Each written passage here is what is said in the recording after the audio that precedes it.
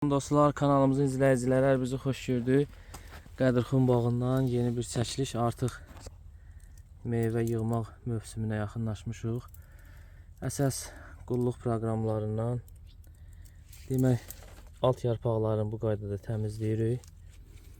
Gübrə ilə çox indi artıq təbiət oyanıb.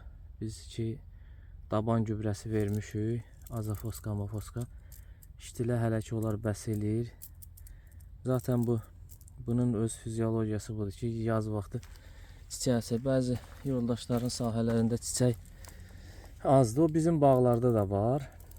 O əkinlə əlaqədardır. Hansı yerlər güclü iştirlər əkilib, tez əkilib, onların çiçəkləri çoxdur. Hansı zəif yerlər ki var, onlar çiçəkləri biraz azdır. Ona görə çoxlu gül dərmanı, çiçək dərmanı verməyə ehtiyac yoxdur.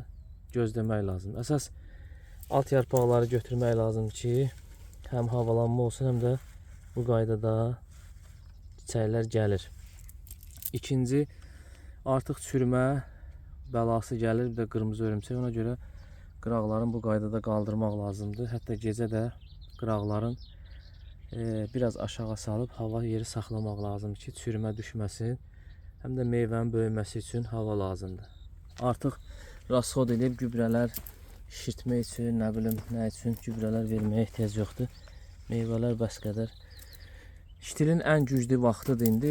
İştilin gücü çatır meyvəni böyütməyə. Ona görə çox rasxod eləməyin. Əsas budamanı, alt yarpaqları götürün.